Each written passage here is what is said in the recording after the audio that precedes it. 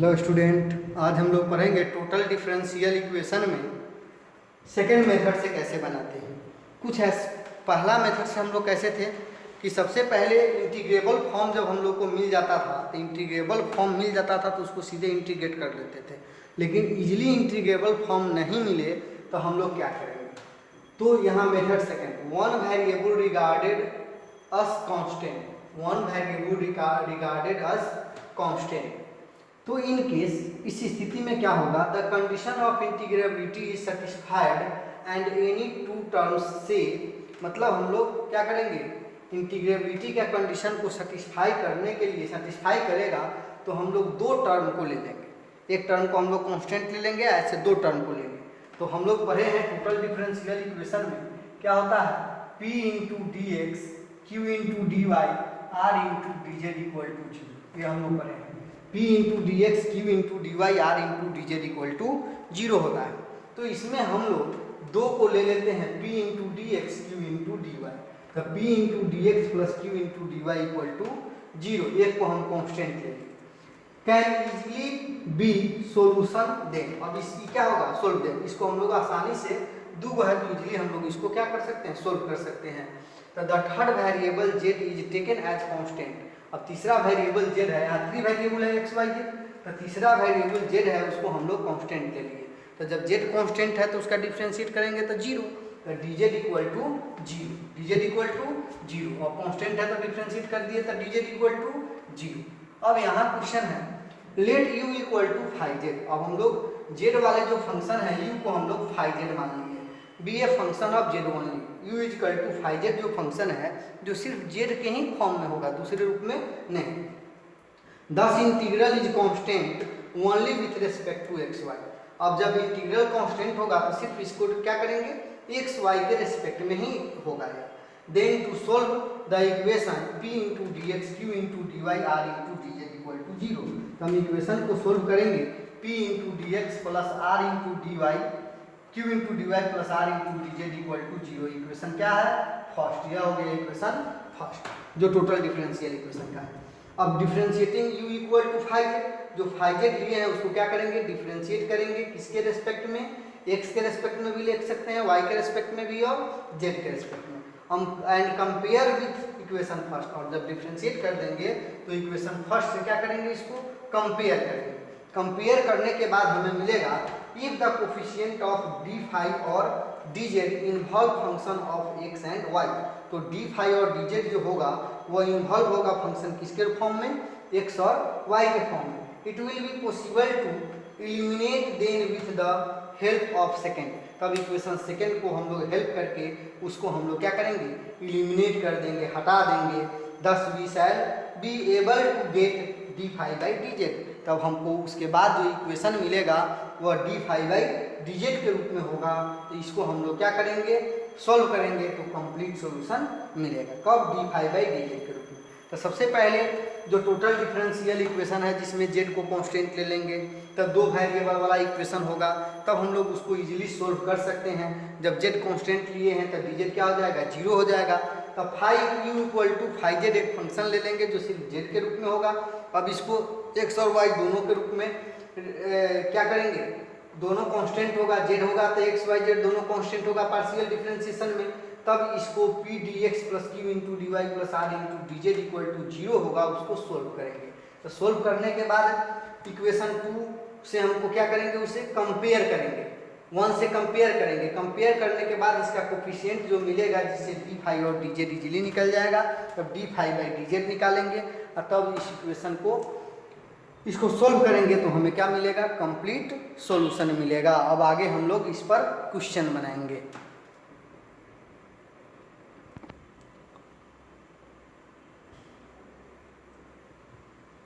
इस क्वेश्चन को सोल्व करना है, 3x square into d x plus 3y square into d y minus x cube plus y cube plus e to the power 2z into d z equal to zero. तो p equal to क्या हो जाएगा, here p equal to p into d x 3x square, q equal to 3y square and r equal to minus x cube plus y cube into e to the power क्या है 2z।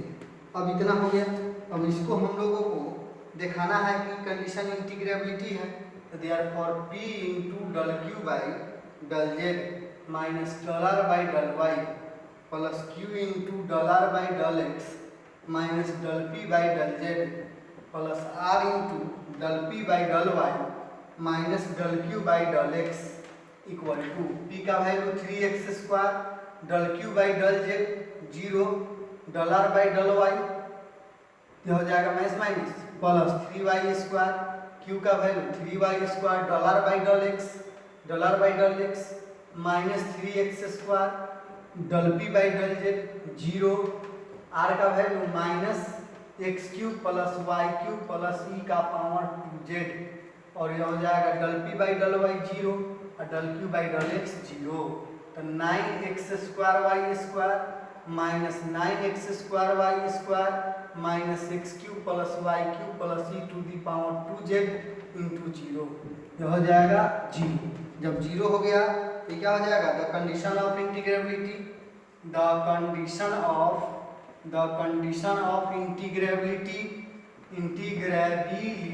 Is satisfied. ये हम लोग first method से भी इतना बनाए थे। अब लेकिन फर्स्ट मेथड में क्या था कि इसको मल्टीप्लाई करके क्या करते थे इंटीग्रेट कर देते थे। अब यहाँ देखिए एक्स वाई है, यहाँ एक्स वाई जेड है, यह इजीली इंटीग्रेशन के फॉर्म में नहीं आएगा, इसीलिए हम लोग इसको सेकंड मेथड का यूज करेंगे। Taking z equal to constant तो यह हो जाएगा d z equal to 0, z equal to constant तो डी जेड इक्वल टू 0। अब यह हो जाएगा इंटीग्रेटिंग, अब डी जेड इक्वल टू 0 हो गया तो from first 3x² into d x 3y² into d y equal to 0, 3x² into d x 3y² into d y equal to 0। तो 3 into x³ by 3 into y³ by 3 equal to constant 3 cancel तो x³ plus y³ equal to c को हम लोग फाइजेड लिख लिए।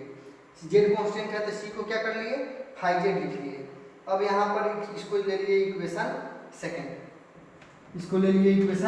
Second, differentiating second both side with respect to z, differentiating second both sides with respect to क्या z, तो कितना हो जाएगा x³ का 3x² dx by d Z, y³ का 3y² dy by d Z और फाइजेड का फाइ डैश जेड। तो 3x² into d x 3y² into d z phi dash z into क्या है डी जेड। तो यह हो जाएगा 3x² into d x minus plus 3y² into d y minus phi dash z into d z equation equal to 0। इक्वेशन हो जाएगा क्या थर्ड, इसको ले लिए इक्वेशन थर्ड। अब क्या करें, अब इसको कंपेयर करें।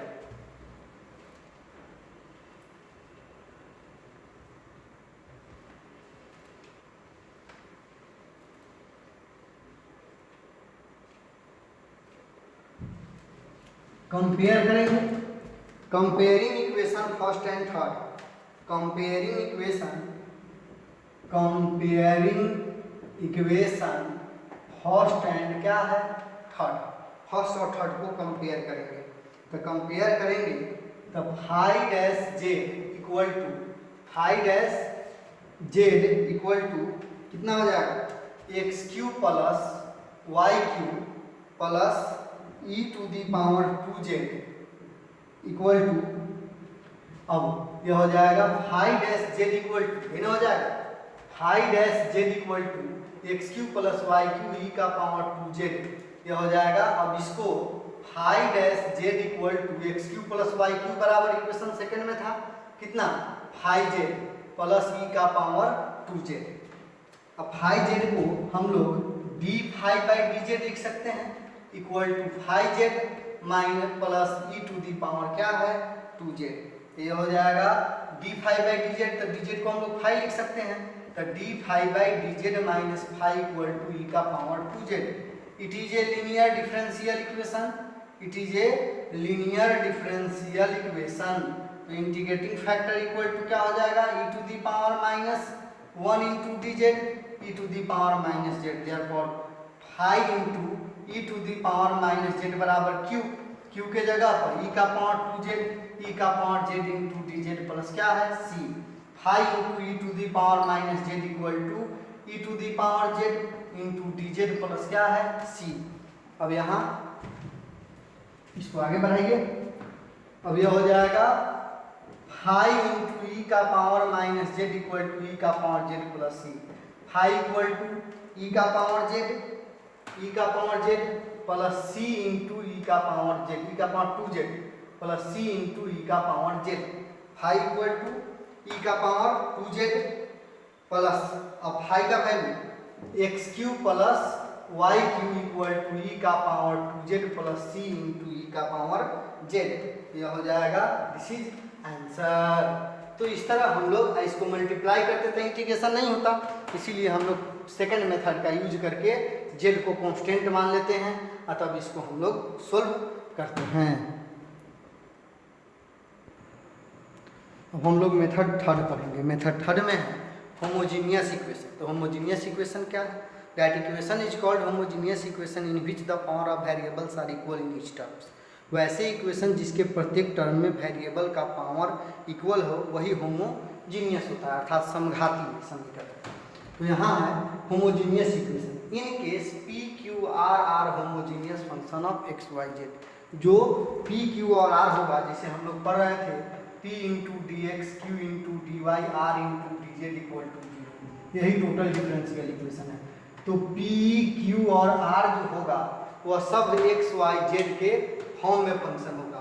देन वन वेरिएबल जेड में be separated from the other two by the solution x equal to z u and y equal to z v.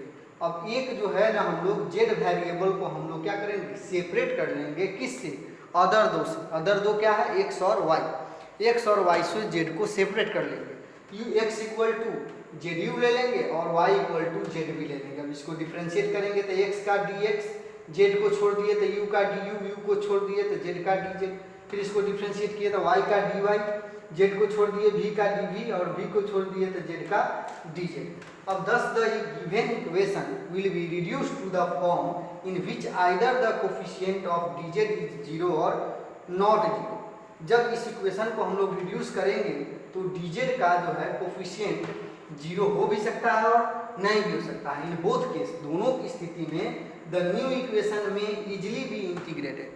अब वह dz जो है का कोफिशिएंट 0 हो या न हो, दोनों स्थिति में हम लोग इसको इजीली इंटीग्रेट कर सकते हैं। जब अब यहाँ नोट में दिए हैं 1/px plus qy plus are Z is an integrating factor of integrable homogeneous equation except when, जब यह क्या होगा, 0 होगा, इंटीग्रेटिंग फैक्टर होगा इसका होमोजीनियस का, तो एक्सेप्ट करेगा कब? जब इतना इक्वल टू 0 होगा तब, नहीं तो एक्सेप्ट नहीं करेगा। जैसे इसी पर आधारित हम लोग क्वेश्चन बनाएंगे। अब इसी पर आधारित क्वेश्चन बताते हैं। क्वेश्चन नंबर 17 में सोल्व करने के लिए कह रहा है x minus y into d x minus x into d y plus z into d z equal to 0। अब डी एक्स का कोफिशिएंट p होता है तो p equal to x minus y, d y का कोफिशिएंट q होता है तो q equal to minus x, और डी जेड का कोफिशिएंट r होता है तो r इक्वल टू क्या हो जाएगा, z। अब इसे दिखाना है कि इंटीग्रेबिलिटी है या नहीं। तो p का value x minus y, del q by del z 0, del by del y 0, q का value minus x, del by del x 0, del p by del z 0, r का value z, del p by del y minus 1, del q by del x minus 1 minus minus plus 1। तो ये हो जाएगा x minus y into 0 minus x into 0 plus z into 0 equal to 0। अब क्या लिखेंगे? The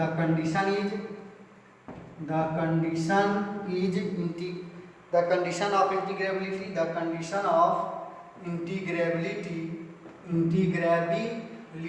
is satisfied. अब integrability का condition जो है वह सेटिस्फाई हो गया। तो इंटीग्रेबिलिटी का कंडीशन सेटिस्फाई हो गया तो अब हम लोग क्या करेंगे, हम लोग इसको अब यहाँ since p q r are homogeneous, r are homogeneous है, पी में भी 1 वेरिएबल 1 डिग्री, क्यू में भी 1 डिग्री, आर में भी 1 डिग्री। देखिए क्वेश्चन जो है टोटल डिफरेंशियल इक्वेशन का आपको समझना है, यहाँ से इंटीग्रेबिलिटी सेटिस्फाई कर दिया तो फर्स्ट मेथड लगेगी, सेकंड मेथड लगेगा कि थर्ड मेथड। यहाँ तक क्लियर है कि पी क्यू आर तीनों का डिग्री 1 है तो होमोजीनियस है, तो होमोजीनियस से ही लगेगा। तो p q r are homogeneous function या होमोजीनियस क्या है फंक्शंस। अब यहाँ लिखेंगे hence putting x equal to u z and y equal to v z, x का dx यह हो जाएगा u इंटू डी जेड और यह हो जाएगा z into d u and dy equal to v into d z plus z into d v. अब यह वैल्यू को पुट करेंगे किस में, फर्स्ट में, putting the value of x y, यहाँ putting the value of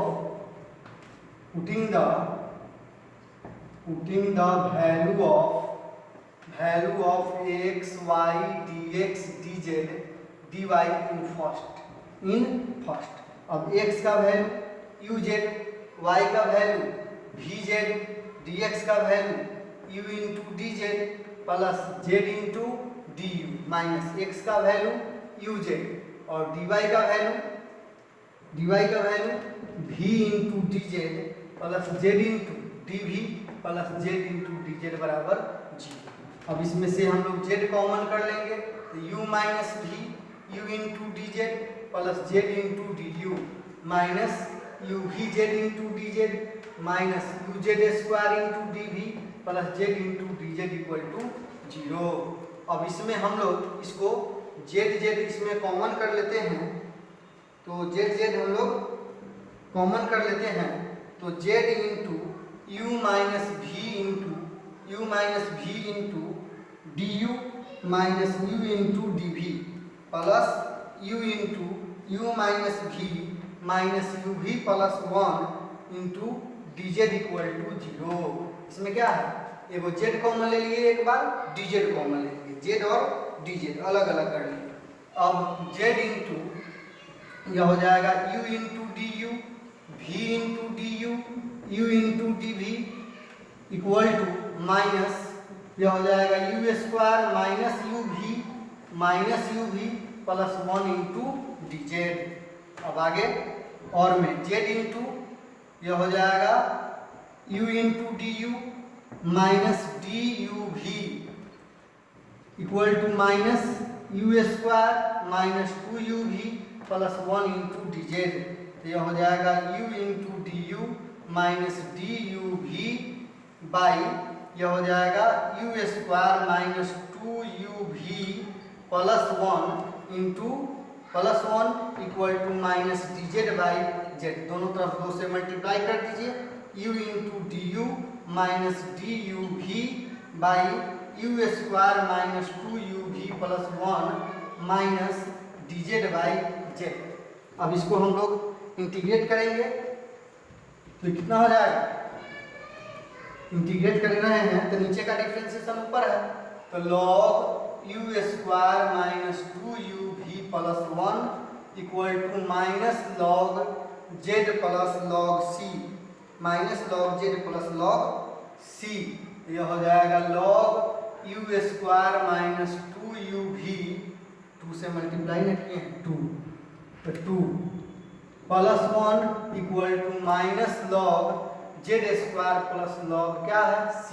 तो log u square minus 2u v plus 1 equal to log c by z square.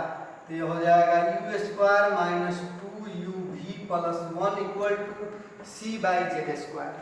अब यहाँ u भी तो हम लोग माने थे अपना से, जब u भी माने हैं तो u भी का वैल्यू रख देंगे क्योंकि u भी क्वेश्चन में नहीं है। u square into z square 2u v into z square plus z square equal to c। तो u जेड का whole square minus 2u z एक जगह u जेड कर दिए और एक जेड v को दे दिए v z plus z square equal to c। u z equal to क्या था याद कीजिए x x square to u z equal to x v z equal to y plus z square plus c, this is complete answer. इसी प्रकार हम लोग इसमें के आगे का क्वेश्चन सबको सोल्व करेंगे, इसी तरह बनेगा। तो सबसे पहले इसमें हम लोग बनाएंगे, क्वेश्चन को सोल्व करेंगे। तो सबसे पहले क्वेश्चन में देखेंगे कंडीशन इंटीग्रेबिलिटी के सेटिस्फाई कर जाएगा, तो देखना है कि इंटीग्रेशन इजीली हो जाए, छोटा क्वेश्चन रहे तो हम लोग फर्स्ट मेथड का यूज करेंगे। लंबा है तो उसमें हम लोग सेकेंड मेथड का यूज करेंगे। देखेंगे पी क्यू आर तीनों होमोजीनियस है, सेम डिग्री का है, तब हम लोग थर्ड मेथड का यूज करके क्वेश्चन को सॉल्व करेंगे। इस तरह यह चैप्टर फिनिश हो गया।